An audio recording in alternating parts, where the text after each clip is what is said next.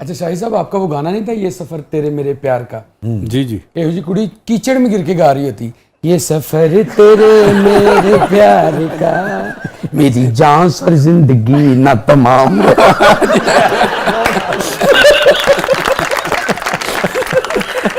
आपने तो गाने का हुलिया बिगाड़ दिया। तो शायद भाई जादुई संदूक की तरफ बढ़ते हैं। इसमें क्या क्या है यहाँ?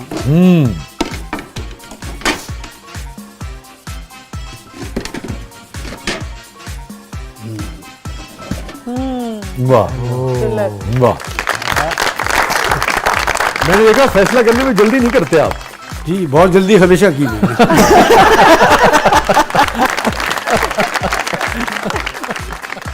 अब तो मैं कह सकता हूं, मैं सवाल यूं कर सकता हूं कि नवाब साहब को क्या याद आ गया? जी इसमें मेरी यादें हैं, मेरा बचपन है इसमें। वाह, जब मैं छोटा था मेरी वालदा थी जो इस दुनिया में नहीं है अब, तो उन्होंने ये मुझे दिया।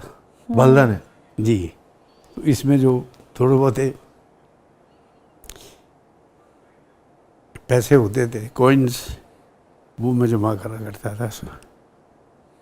तो कितनी उम्र थी जब वालदा ने आपको तोहफा दिया था इसका? मैं उस वक्त हार्डली 7 ईयर्स का हूँगा। 6-7 बरस। हाँ जी। तो ये तो काफ़ी कलरफुल है, तो वो ब्राउन रंग का था, मुझे सादा याद होता है, था। सादा था बिल्कुल, जैसे घड़े होते थे। ये जैसे घड़े होते थे बिल्कुल। सो मेरी मेमोरीज हैं और मुझे बड़ा अच्छा लगा ये कि मैं अपने माजी में गया हूँ थोड़ी देर के लिए। मेरी ज़िंदगी को सबसे जो ट्रेजेडी है, आई डोंट नो मैं कैसे बयान करूँ उसको। मेरा ख्याल है मैं जो एक्टिंग में जितना भी कामयाब हुआ उसमें मेरी मदर का हाथ बहुत है। एक ऐसा सीन मिला, एक मेरी फिल्म थी घराना, उसमें मोहम्मद अली साहब थे, मैं था, मसूद अख्तर साहब थे। तो मेरी वालदा जो वो बीमार हुई हुई हैं और मैं दवाई लेने जाता हूँ, और जैसे ही मैं दवाई लेने जाता हूँ, तो जैसे ही मैं आया हूँ दवाई लेके, तो ऐसे मैंने कदम रखा है तो मेरी वालदा की डेथ हुई। और ऐसे ही मुझे सीन, ये तो सीन किया मैंने। हाँ। और ओरिजिनल लाइफ में ऐसे हुआ कि मैं स्कूल से आ रहा हूँ, स्कूल से आया, मैंने देखा मेरी ये हवेली जो है, जी जी, वो गाड़ियाँ खड़ी हुई हैं। हाँ। मैंने कहा ये गाड़ी क्यों? खैर मैं फटाफट कमरे में आया, तो ऐसे मैंने कदम रखा तो मेरे ताज हो गए डॉक्टर थे, डॉक्टर गुलाम भीख साहब, उन्होंने ऐसे नब्स पकड़ी हुई थी। तो ऐसे मैंने कदम रखा है और मेरी वालदा की डेथ हुई। तो आप सोचो वो सीन क्या किया होगा मैंने। अगर आपको कभी इत्तेफाक हो, वो आप फिल्म देखें आप। सज्जाद चला गया है माँ। माँ, तेरी तौहीन का दाग मेरे सीने पर भी अभी तक मौजूद है, इसे माफ कर।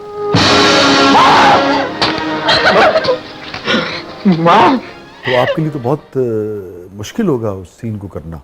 मैं आपको बता नहीं सकता।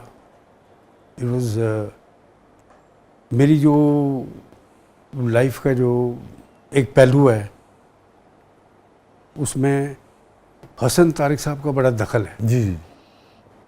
मतलब उनकी मेकिंग में, उनका मुझे कैरियर में लेके आने में, अल्लाह ताला के बाद फिर जब उन्होंने देखा कि यार ये तो हर वक्त अपनी माँ को ही याद करता रहता है, शाम पड़ती है, और तो उन्होंने मेरे लिए एक फ़िल्म बनाई प्यासा, रज़िया भट्ट साहिबा का नावल था वैशी, उसके ऊपर उन्होंने। सो मैं I am a lover of my mother, you know, and I always autograph mother is next to God. I always, ये मैंने कैफ़ी साहब इनके वाले साहब थे, तो ये और मैं एक दफ़ा एवेन्यू स्टूडियो में खड़े हुए थे, तो उनके मुंह से भी यही निकला और मेरे मुंह से भी यही निकला। मेरी ये मेमोरीज हैं और आई रियली मिस। और इसी चीज़ से लोगों ने बड़ा फ़ायदा उठाया, फिर एक्सप्लॉइट किया ना मुझे। ये जो आपकी माँ के लिए मोहब्बत थी, हाँ जी, जी जी। तो आई फील वेरी मच कि उनको लगता था ये शाहिद साहब का इंतहाई जज्बाती और एक इस हवाले से जो कहेंगे फिर वो मनवा लेंगे। ऐसे ही हुआ है। और इतने सेट टूटे नहीं होंगे जितने मैंने पैसे दिए होंगे उनको।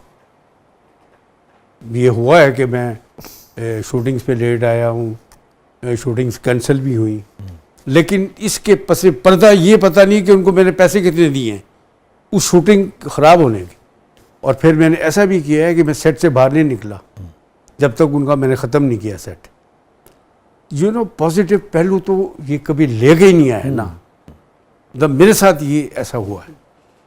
I don't know about others, शायद बहुत सारे लोगों ने मुझसे ज़्यादा किया हो, लेकिन जिस तरह उन्होंने मुझे पोर्ट्रे करने की कोशिश की और जिस तरह उन्होंने मुझे इस दुनिया के सामने दिखाया, इट इज़ नॉट ट्रू।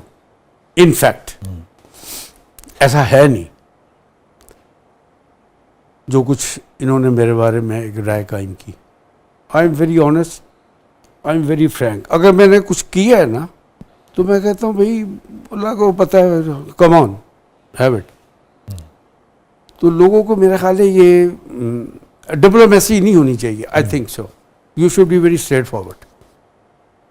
और वैसे तो आपको वैसे होना चाहिए बड़ा, लेकिन मुझे बताया कि आपका एक ज़मीर, अंदर एक इंसान का ज़मीर है। जब रात को आप लेटते होंगे, सोते होंगे, तो एक इंसान निकलता है बीच में से कि यार आज मैंने क्या किया, आज मैंने फलाने को तकलीफ़ दी, मैंने क्यों दी तकलीफ़, वाई, या मेरे बारे में ऐसा क्यों कहा गया जबकि मैं ऐसा नहीं हूँ।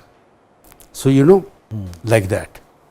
आपको ये पता नहीं है कि भुट्टो साहब ने माफ़ी मांगी गवर्नमेंट ऑफ पाकिस्तान से जब ये मेरे ऊपर स्कैंडल बना। हनीफ रामे साहब को बुला के उन्होंने कहा जनाब ये ऐसे ऐसे हुआ है। मैंने कहा जी इतनी बड़ी सुर्खी आ गई अखबार के अंदर और माफ़ी की बात या गवर्नमेंट ऑफ पाकिस्तान की माफ़ी की बात तो इतनी सी होगी, और ऐसे ही हुआ। दादा साहब बैठता था, मैं, लोगों ने कहा शायद साहब आजकल दादा साहब बैठे 12 साल हो गए, पता नहीं वहाँ क्या कर रहे हैं। या जस्ट इमेजिन, आप ज़रा इमेजिन करें लोगों की मेंटालिटी को ज़रा।